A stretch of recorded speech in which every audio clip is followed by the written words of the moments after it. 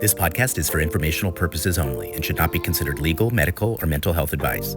We speak from our personal experiences and opinions. The views expressed are solely those of the individual speaker and are not intended to malign any group, club, organization, or business. Content note. We invited a small audience to listen to the live recording of the following podcast, and some people reported being emotionally triggered during the conversation. You will hear stories of abuse. Some of them may be triggering. When people hear about sensitive topics, there are a variety of possible reactions. All of them are valid. We invite you to be sensitive to your own reaction and to pause and take your time, even speak with a trusted person if it's upsetting to you. We ourselves are processing our own reactions, which we could not do in the moment. We invite everyone to give themselves grace as they confront the line for themselves. Welcome back to Confronting the Line. We are resuming our conversation with Cahn, who was a landmark forum leader, had participated in EST back in the day, and he continues to be in the world of self-development and transformation. So welcome back.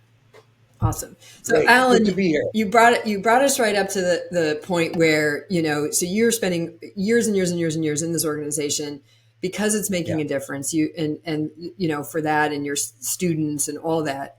And there's stuff that isn't working, and you're going to change it. You're going to change it. You're going to somehow, have the conversation. I know this is one of our, sort of back and forth, you and I, about anything can be resolved in communication. And you are that. I can attest, if you ever need a witness that is who you are to your marrow, I will be your witness.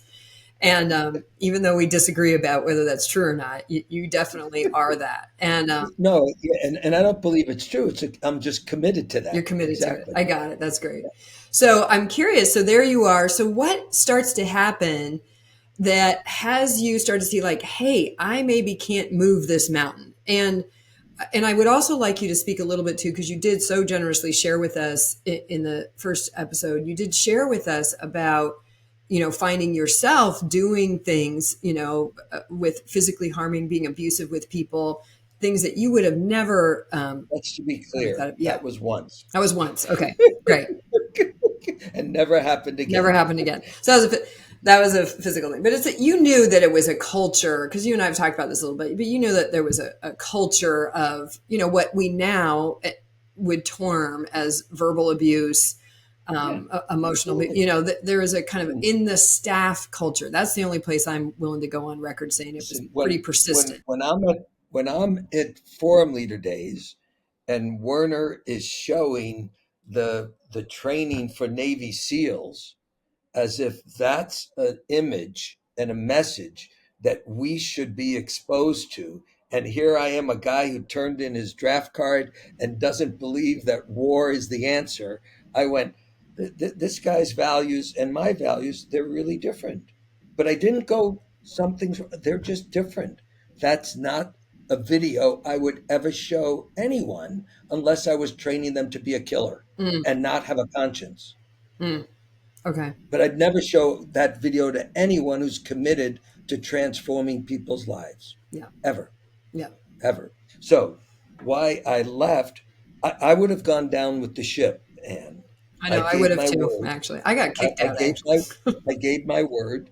My wife could see that she knew it wasn't a good place for me to be. She could hear how I was being interacted with, and in the, the state that I got in, and the anxiety and the worry about making targets. And unfortunately, I'd been a very successful center manager and centers division director. So I would be assigned to be in the centers division, and rather than leading programs. So I'm a forum leader assigned to the centers division. Gotcha. Maybe I do a little bit of training people to lead introductions like that, but that was it.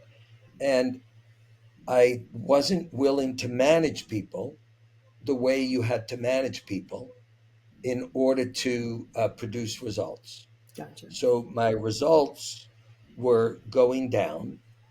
And since you're measured by your results, I was put on a disciplinary action. Let's be clear. You weren't willing to manage people the way that culture demanded you manage people. Exactly. Right. Exactly. So, which again, I want to keep pointing that, folks, because you do become the culture that you're working and living and operating in. It's a human thing. So Yeah, because you Yeah, do know how to produce. You produce extraordinary results, but you couldn't be exactly. you. This is where you were Yeah, saying the two things come that's together. I right. can be authentic, right? Or what was the other one? I can be authentic, or I can be Belong. belong, right? So now Yeah. these are starting So to I come into so a I clash. stayed. I chose authenticity, and the results went down. There was a team that didn't get. As a center's division director, you're managing the center manager who's managing the staff, but I'm being managed like, why isn't the team in Tel Aviv full? Right, And you better intervene. right, So I missed enough targets that I was put on a warning, and then a written warning, and then probation because of my results, allegedly, as a center's division director. And I don't want to sound like a victim here because I'm not. And I'm saying, listen, you don't have to be a you're victim to have putting, been you're victimized. putting me on a disciplinary action for not producing results. Three-quarters of the forum leaders could not do this job, and they would fail. And now you're going to get rid of me as a forum leader because I can't do this job. So that's what happened. I got designated Mm, as a forum leader because I wasn't producing. Well, that was the stated reason. Really, if we take a step back, everybody there knew, except for me, that forum leader and Alan were not a good match for each other. ah, So yes, this, I believe, was a very useful way to have me no longer be a forum leader because I'm the guy who keeps challenging things, saying, why are we just following? I'm an outlier. right. Now we can use now we They're can use causing the you fact. out. There's a whole term, cause them out, cause them out. Anyway, So I was de-designated as a forum leader. And immediately I said to my manager, good, I'll give you notice. He said, no, don't leave. I said, what do you mean? I was just de-designated because I'm not performing. And this is the wacky world that sometimes happens in Landmark. And he said, no, that was just a forum leader issue. Your only problem was you didn't replace your center managers quickly enough. Now that you have those new center managers, everything's going great. You should stay. I said, I would never want it to be a centers division director. I wanted to be a forum leader. So no. And I stayed another year only because it took him that long to find someone to do the job. And I And didn't what want to year leave. was that, by the way? That was When are we? I got de-designated in 2013 and I left September of 2014. So I mean, who stays a year in a I was still committed. I wasn't going to I want even to this day I want them to succeed. yeah. Period. Period. Ann and I may differ here, but Hmm. I'm not sure. But I want them to succeed. I want them to learn from every mistake that they've made and be a great success. And I do believe right now that they have this with Ann's book and all this stuff being exposed, with the cuts that have been made, with them shifting. And a new leadership. I do believe they have an opportunity for that. I don't know that they will, but I think they have an opportunity. So I left because I got de-designated. If I hadn't got, and although I argued that it was not fair. My de-designation was Yeah. not fair. That, by the way, that's one of my values, fairness. Hmm. That is not a landmark value. Right. You look at their value, it doesn't say fairness, but that is one of my Yes, values. and they'll throw it in No, your face too. You know, your now life isn't fair. is that a good value? No, it's my value. Is it bad that landmark doesn't have that value? No, So what that's was their choice. so let's take so there you Yeah. are, they're de-designating you, all that. So did you give notice and And then I'm leave? happy. I'm now happy. I got my God get out of jail free card. Ah, okay, say a little bit more about it. So you got your Yeah. get out of So jail free card now, because now now I your can leave. word. Oh, Now I because can. you're leaving Now without I breaking can your leave. word. Now I can leave with integrity Right. because I'm Yeah. not breaking my word. I never gave my word to work there forever. I gave my word to be a forum leader, and they took it away. Yeah. And I wrote them a letter, by the way, a year later. I wrote a letter to the people who took it away. I said, listen, I don't think it was fair.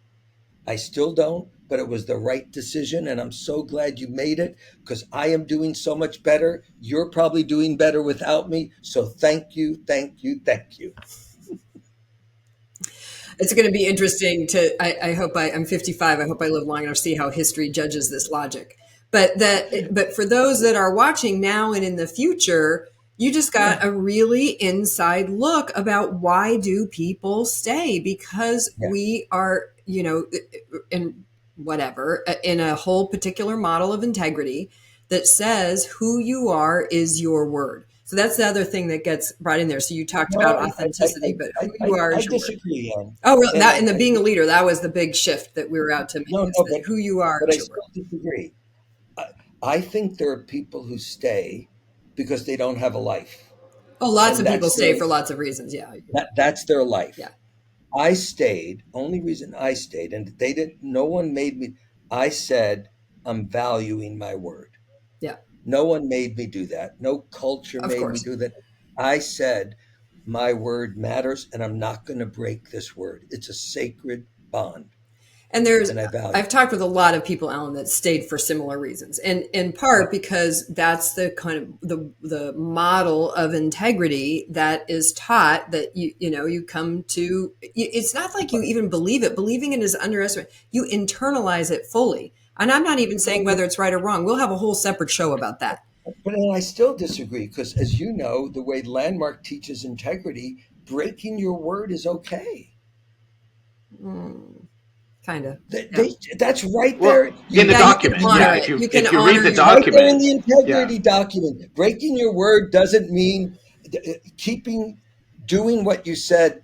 Integrity doesn't mean you never revoke your promise. Right. You can revoke a promise. Yeah. So I could have done that, and there were forum leaders who did that. Yeah. I just, for whatever reason, I wasn't willing to do that. Gotcha. Not because it's a virtue, not because anyone made me. I wasn't willing to do that. Okay, but I still find it, I gotcha. I'm clear. And I find it also interesting and actually, I mean, I left kind of in a sort of similar-ish sort of kind of way. I went from being staff to an employee. They did my probation and Brian looks at, they're all trying to figure out why I'm not being successful. And finally they asked Brian at the head of the table, he's been reading a paper and they were like, and this is the designated wisdom course leaders and we're all lovely people and getting processed in the wisdom area was a kind experience. It wasn't brutal in any way. It was just, hours of, well, what's happening that Ann's not producing, and anyway, finally Brian looks up and he goes, they said, well, Brian, what do you think he's going to weigh? And he goes, well, of course she's not producing. She's taking on 5 times as much accountability as the rest of you, and you guys aren't producing either. So what's the Yeah. problem? Like, why are you even talking to her? Now, I'm like a bawling thing in the corner because I'm taking this all on myself, right? So anyway, I walked into my manager's office and I said, okay, take me off staff. I'll be an employee. I'll finish out this year. And if you want me to continue, we'll talk about that. And don't ever speak to me about probation ever again. If you got to handle that with the higher ups, you do that. But I'm no longer, as of right now, this minute, I'm done. But it still took me 4 or 5 years before I left. And then I did ultimately leave. And I said in my resignation letter, I said, I'm trying to produce a result in a system that has no support to produce that result. Like you're asking me to be 100% responsible for something without the tools to do it. And I have been unable to resolve that. And there was a handful of other reasons, but that was kind of the primary one. And I'm leaving. Yeah. Then I went on to host the Being a Leader course, as we all know. But that whole kind of thing. So we leave. And then what was like after? Because it's Yeah. such So a thing, right? Like, good. Yeah. So I'm in Israel because I was responsible for Israel, and I know I'm going to be leaving. And I went, wow, I'm 63 years old. I've worked here for 30. This was at 31 years. I hadn't left yet, and I love being on a mission. So I need to have something that I'm living for once I leave. I have to live for something. Otherwise, it's just survival. So I had done that course that Werner and Sandy designed called the actors. the Actors Workshop for Non-Actors. Mm-hmm. And I'd done that a few years earlier and went, okay, there's the play called The Life of Alan Cahn, and it has 3 acts. And I'm now, maybe I'll live to 96. So I'm going to start my third act. And I said, I need a theme. And I said, the theme of, I can still remember sitting in the hotel. I said, the theme of my third act is all people are living lives of possibility and all conflicts are resolved through communication. That's my third act. And I said, I'm going to wake up in the morning and live true to that. I'm going to go to bed and live true to that. Whenever I go off course, I'm going to straighten it up and live true to that. I wrote a letter, sent it out to everybody on staff that I'd ever interacted with, every leader, acknowledged what I had accomplished in my 31 years there, going on 32, what I failed to accomplish, acknowledged what I had learned, apologized for any time I had made anybody, diminished anybody. And I left so complete, Anne, that it was like, you talk about people leave and they need to recover. And I was at 32 years. There was nothing to recover from. Nothing. Right. I was a better human being when I left than I was when I got there. I said, I'm going to take 4 months and do nothing. I didn't do nothing. I started connecting with people. I did a 10-day silent meditation retreat. Again, I was committed and still am committed to living with integrity. And I told Harry the conditions that agreements I was going to follow once I left, which were different than all the ones I had signed. And he agreed. And I've honored them ever since. Yeah. Yeah. And I don't know that we want to get it. You've had a few scrapes here and there, but that it's clear that you decided who you were going to be, and you are being that. And, to me, you're making the point I was trying to make in my book. I don't, there's probably a couple more books to write to really get this point across, but I say to people, you are the source of your transformation. That's why Alan has the experience Alan has, both in being a forum leader and being a staff member and leaving and all of that stuff, because Alan was great before, during, and after. And I think that's true for all of us. And, we have different points in on, we have different struggles, we have different compromises, we have different privilege that, are come into play.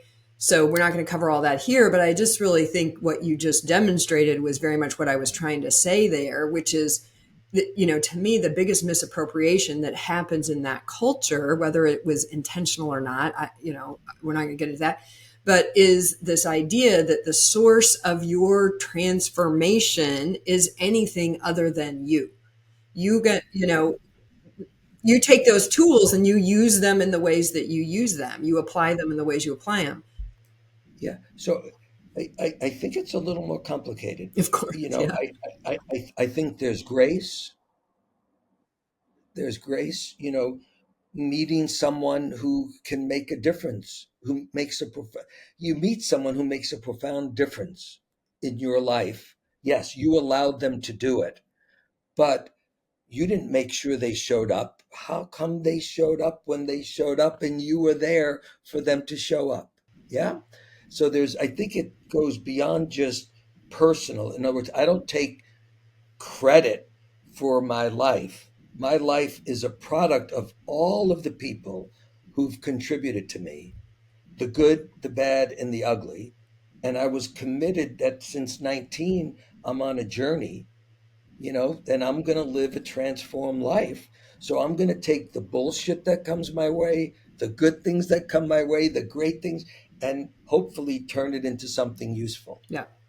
Yeah. But I don't say I'm the... But you're the saying. You're what I'm speaking to, whether source is the right word or not. But you're the saying that is saying that. I think we should stay away from the word source. Yeah, we should. Misused. That's right. A little bit too much. Right. Well, and that's part of our. Mark and I can talk about tomato sauce, but I think that's the only sauce we got to talk. That's right. So, but you're the sayer. And you're just demonstrating that really well. So, and I'm going to acknowledge, as I'm just going to say, there's also a certain amount of privilege, of Yes. That's at you and I've talked about this. So, and we're going to do a Yeah. whole show about this with experts about it and stuff. But Yeah. the experience isn't. We can say, and then we interact with how we say it, including the Yeah. disadvantages and advantages we have. So, anyway, I just think it's What? important in this day and age. That's one of the things that we're learning now is to acknowledge our privilege. Yeah. Yeah, I think so too. And I think Buddha had it right 25 to 2600 years ago, and an updated version of it. This is not what Buddha said, but if you're going to produce sustained change, which let's call transformation, sustained change that keeps expanding, you need to, one, have a desire. It can't be someone's making you. You got to have a desire, a wanting, a commitment. Yeah. You need to have practices, things that you will do Yeah. or not do. And you need to have an environment that supports you taking those practices.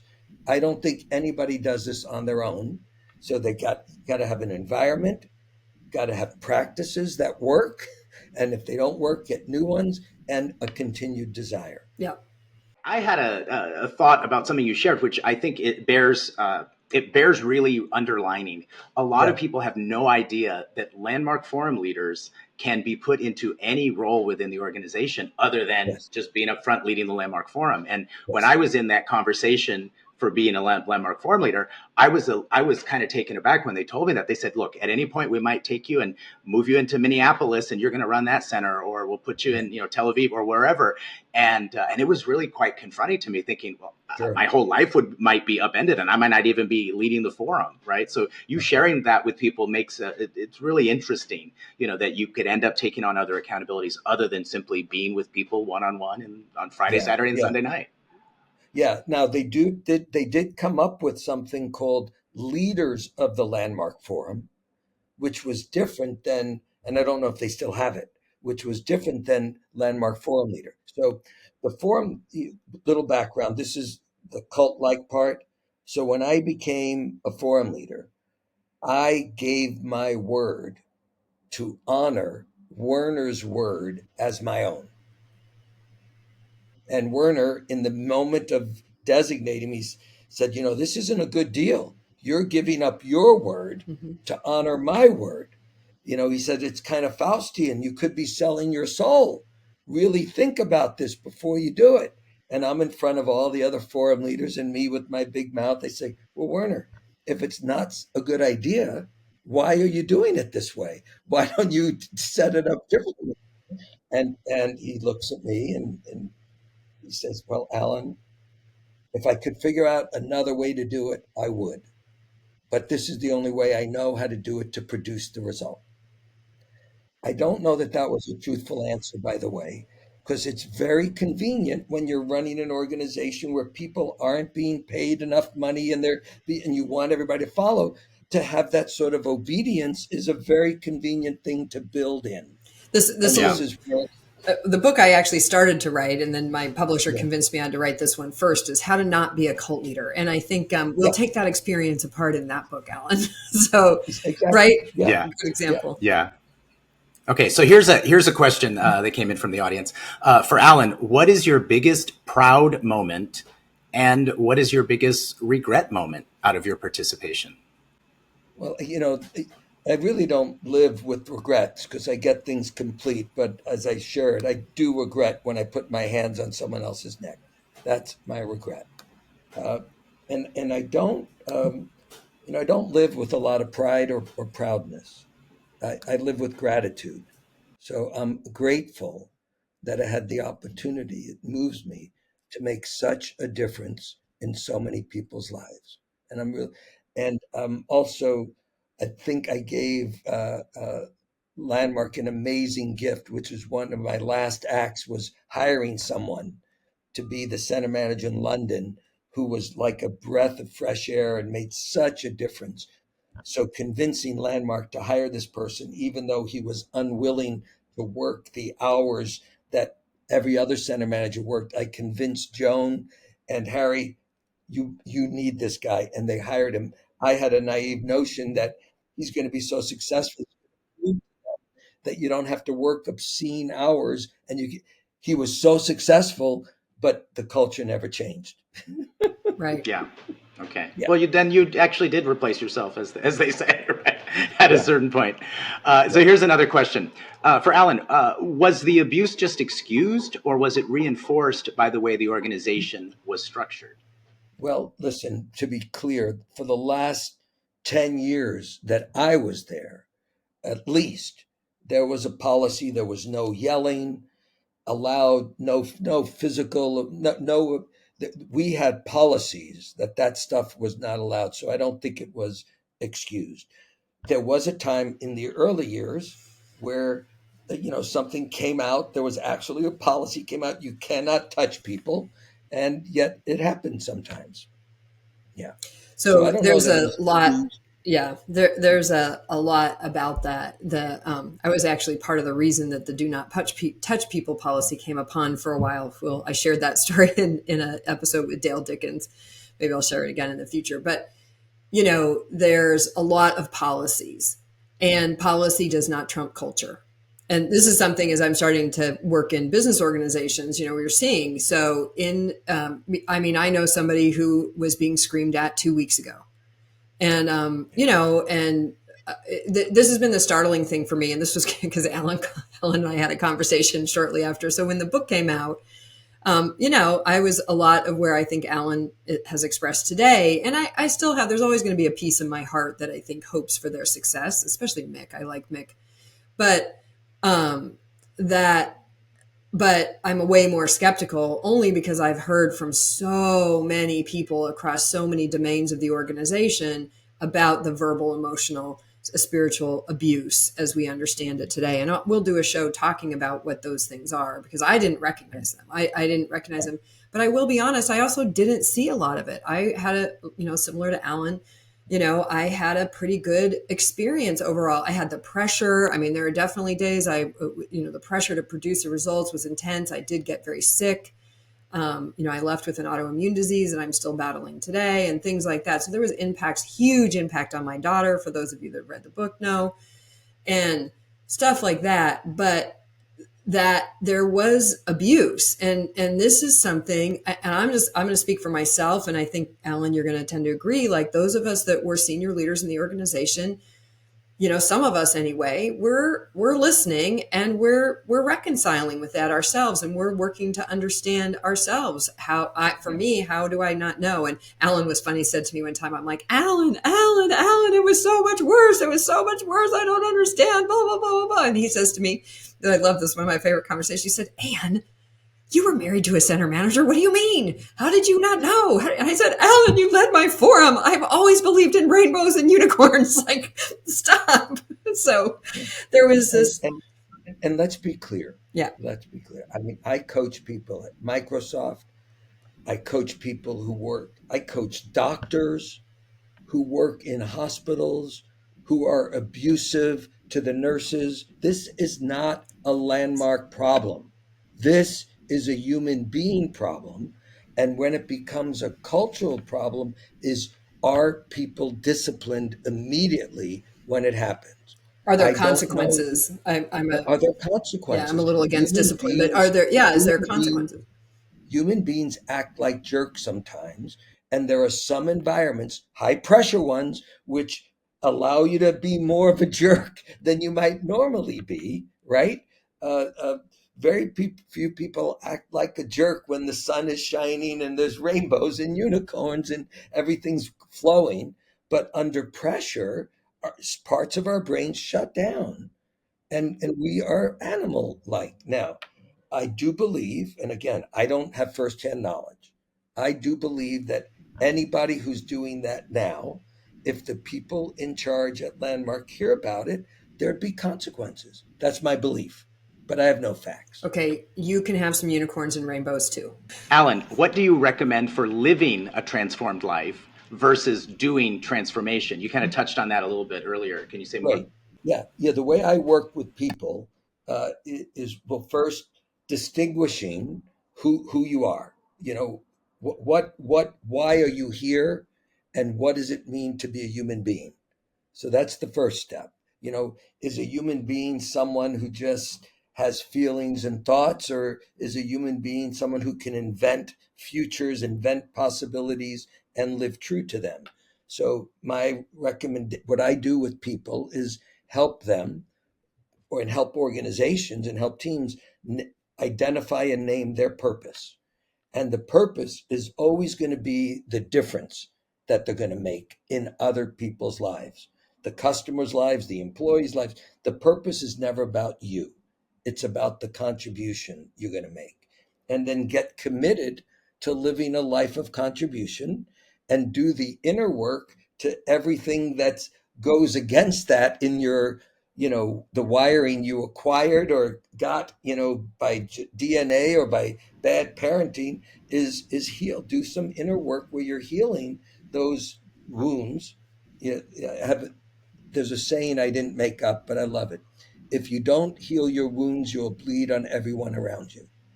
And there are people who are walking around wounded, and unfortunately, some of them are in positions of authority, and they're getting to bleed on a whole lot of people, and it's only because they're not healed. And Alan, I want to say something right here because I've been, so after I've gotten over my sort of shock of all the, Yeah. Learning about all this stuff that I didn't understand or know was happening in the organization, is, where I've gotten to, I've kind of stopped the action on what my plans were and looked to use the resources I have to create some healing spaces.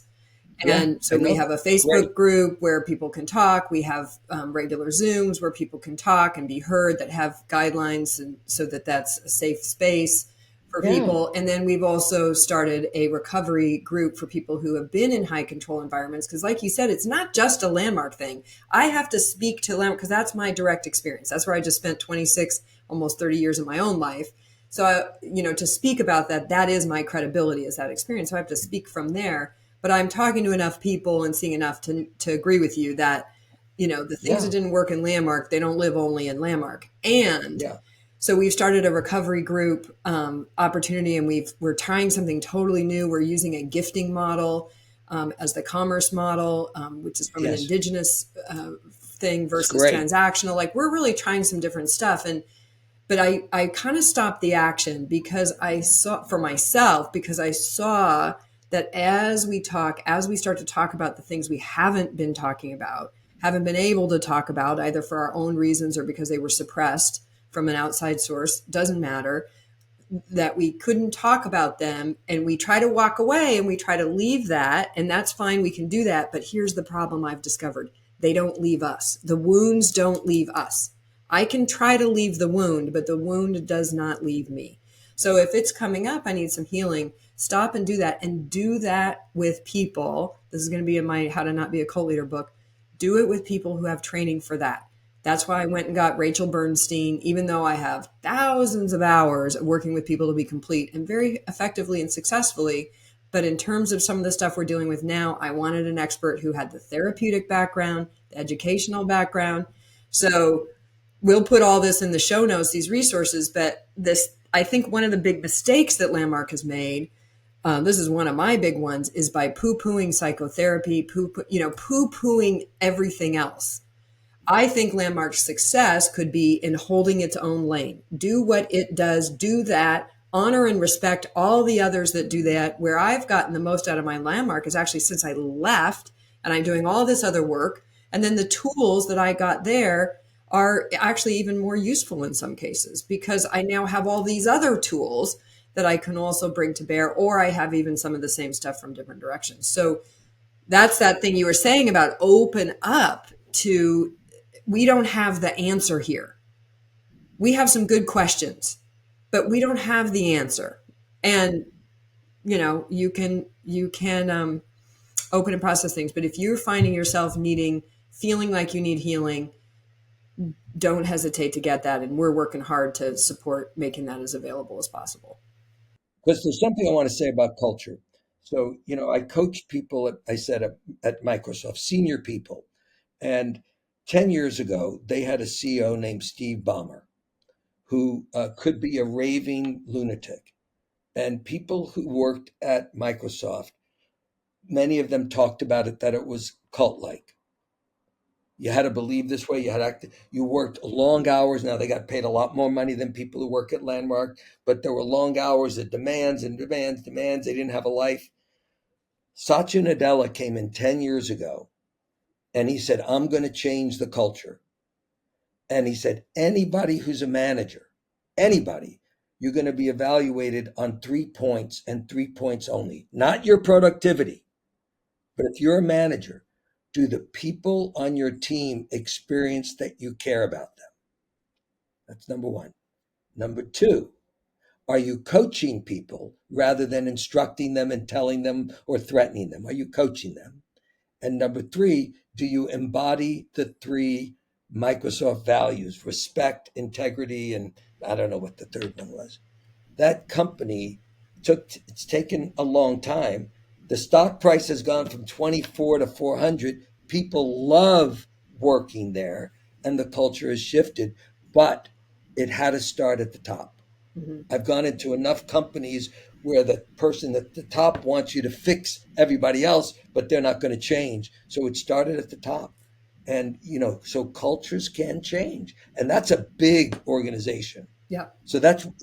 Anne, that's why I have hope for Landmark. I got it. If you get I have a right little hope too. I'll confess. I'm pretty skeptical now, but I do have a little hope. If you get the right person at the top, it can shift something. I actually had my coach told me the other day, if I stop getting angry, if I stop being hurt and I stop having hope, that's when she'll be worried. Because I called her and I'm like, I don't want to be this angry. Oh, she goes, I'd be more worried if you weren't angry, given what you're hearing, right? Like, I'm glad you said it, because I led an inquiry with a bunch of Israelis a few weeks ago on hope, because the time we were at Landmark, hope was a dirty word, right? But hope is not a dirty word, and I don't know that they still think it. Without hope, human beings die. I mean, I learned this in my daughter's journey. Hope is a precursor, can be a precursor to action. Yeah. To action. Yeah. Anyway. Okay, I digress. Okay, well, so Alan, there were so many acknowledgments in the stream, and really just people saying that it was opening them up, that to hear someone like you, someone who had been a forum leader, someone who was so powerful in the organization, saying some of these things out loud that many of us kind of already knew. Okay, so here's a bit of a long question. All right. Okay. Do you think Landmark will ever get that this is no longer acceptable, own out loud what did not work, and move forward cleanly and possibly survive? Changing to move with the culture by going onto Zoom is not enough without addressing the underlying muck that has never been owned. Where the heck is the integrity? So a couple of things. As soon as Anne's book came out, and I knew that I was in the acknowledgments, and I had no problem being in acknowledgments because I agreed. I did ask you ahead of time. Yeah, exactly. No problem. I agreed. I wrote a letter to the then CEO and the future CEO. And I said, listen, you guys, I know I'm acknowledged in Anne's book. I want you to know. I didn't know. Anne and I have done a lot of projects together. This book was not one of them. However, I agree with everything that I read in the book. I don't think there's anything wrong with it. And I have some ideas for how you can turn this book into a net plus for Landmark. So I wrote that to the CEO and the incoming CEO. Within 2 days, 2 hours, they responded. And I've had now 2 calls with the new CEO. And he swears, and I believe him, his commitment is they're going to clean up whatever needs to be cleaned up. I told him he's got to go one step further. I said, you got to acknowledge all the stuff, including the stuff that Werner did. You got to acknowledge the stuff. Yeah, you got to do both. You can't just clean it up. We know that you have to clean up a mess when you've made a mess. And one of the steps is acknowledging. I don't know that he'll do that. I don't know that he won't do that, but I agree with the person who made that comment. They can't create something new. He said to me the other day, we can't tell people we're reinventing Landmark again. Why? Because we've said that so many times. It's like the boy who cried wolf. We have to demonstrate it, not announce it. So, and again, I do think part of cleaning it up is acknowledging the mistakes. But that's my view. I may be wrong. It's acknowledging mistakes, but there's also a kind of a level of learning that needs to be done. And I'm only mostly discovering that, Mick, if you're listening in the future, because I'm in the middle of doing that learning myself right now. Because Yeah. as a result of my book, literally hundreds of people are calling me and contacting me and telling me their stories. So honestly, they should put me back. I don't want to be on their payroll, but they should put me back on the payroll because I feel like I'm doing a lot of their cleaning up. But it's hard to hear, but then we also have to respond to what we hear. We have to do the hard. I mean, I remember when George Floyd was killed, and I started to learn about racism and where I was participating in racism in ways I had no idea.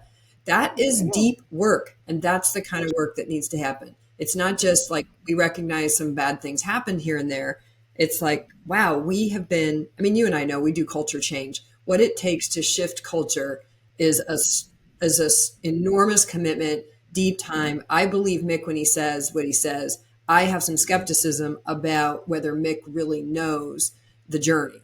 Now, of Yeah. course, how would he know the journey? So, but we'll find out. We'll find out in the coming years what. I know I do know he's very open to getting advice. Mhm. I know that Thank because you. he That's listened good. to me. Are we? Well, we hear this hard stuff, and then Yeah. the thing is, you got to hear it and not just get it. You have to hear Yeah. it and then go with your own sources and resources. I always joke I have a therapist, a spiritual teacher, and a witchy woman that I work with, and an address book full of people like Alan and Mark Right. and Right. 100 more amazing people that I'm constantly sorting this stuff through with, because you've got to go do, well, wait, how did that happen that happened?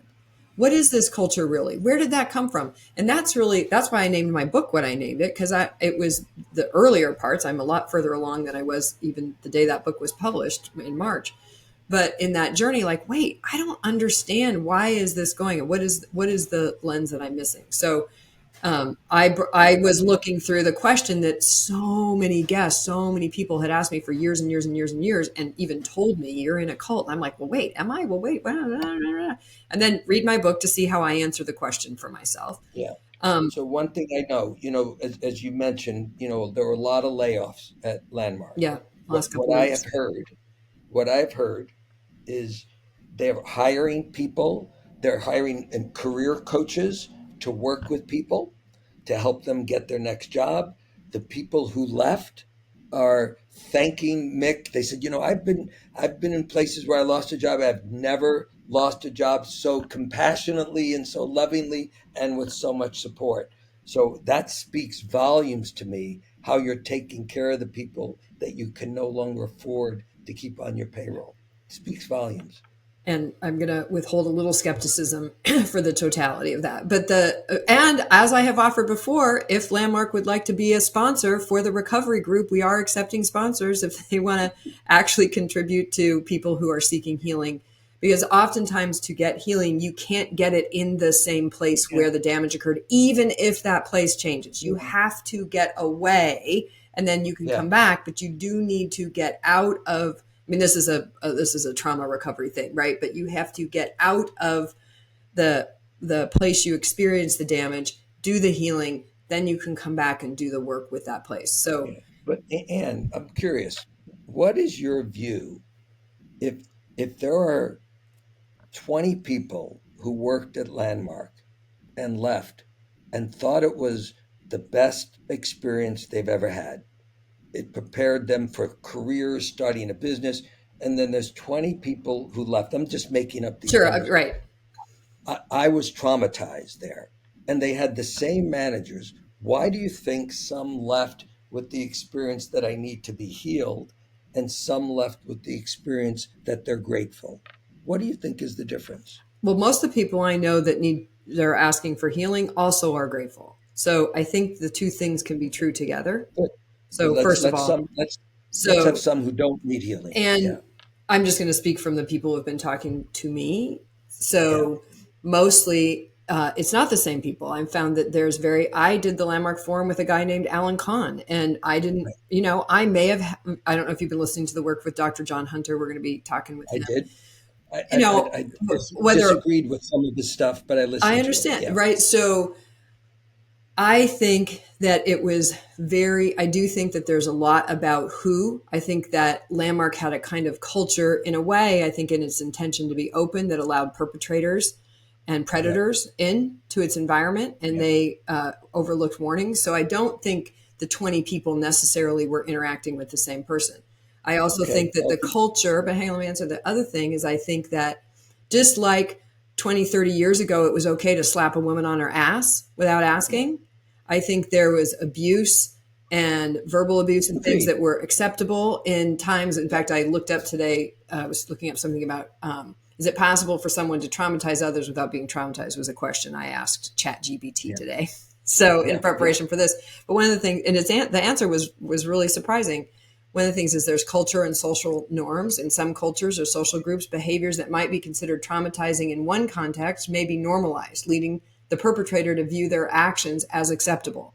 I think that Yeah. has gone on a lot inside of the Landmark culture, I that think you're things answering a were different acceptable. question than the one I asked. So I'm Oh, curious, and I'm in the inquiry, yeah. and I'm reading uh, "Man's Search for Meaning" Mm, by Viktor Frankl, mm. which I used to share about with everybody, but I'd never read it. Okay. So this guy spent 4 years in 3 concentration camps, psychiatrist, age 24, separated from his wife who was pregnant, didn't even know what happened, whether she was dead or alive, came out untraumatized. Now, how did he do that? And he says he could tell. In the book, he says, I could tell within the first few months which new inmates were going to survive and which weren't. And it had nothing to do with their physical strength. It had to do with how they were relating to the circumstances, period. So listen, I don't think I'm an anomaly. I don't think I'm special. I did not, I was yelled at. I was verbally abused. I was underpaid, whatever I was, worked 80 hours a week, and I came out whole and complete. And I'm not the only one. And I'm not the only one. I So just I'm think curious, why I do you think why do you think some come out one way and some come out another? I don't have an answer to that. I wouldn't say I've even done the work or I'm qualified to answer that Okay. in that sense. But I do think that people, whatever their experience is, Yeah. whether it is traumatized or not Yeah. traumatized, deserves to be honored, respected, heard, Yeah. and interacted with in whatever ways they're acting it. So we Yes. are learning so Agreed. much about trauma, and the body keeps the score. Like, we are learning, Of learning, learning. course. And as you know, because Of my journey with course. my daughter, I've been in a deep dive. So I think I don't know the answer to your question. I also Okay. don't know that the answer is the answer, because the truth Yeah. is people experience how they experience, and what there is for them and their journey to deal with Yeah. is theirs, and it is to be it's real. It's real. Oh, please. Yeah, Anyone listening, if you think I'm saying it's not real, that is not what I'm saying. Not what I'm saying. I just, if I'm going to be part of a conversation, I want it to be balanced. And there's absolutely. both sides. Right. There's both sides. Yeah. I am not denying the abuse that people experienced. And I'm not blaming anybody for their experience of feeling abused at all. Right. Ever. Ever. I Never think as we blamed it. move on in the conversation, it's going to be Yeah. so great to actually be with that question, because right now Yeah. it's a little tough for folks to even think about that. Like, well, how is it that some people are totally complete and others are like messed Yeah. up? Wow, And it like it's a great results, question for us to look at. but and, here's and, my and I caution saw it about on it. your page, and I saw it on your page. When you first, people started saying, "I loved Landmark. I came out who," and it was just like arguing over who was right. And obviously, they're both right, and that what is a culture where people were abused.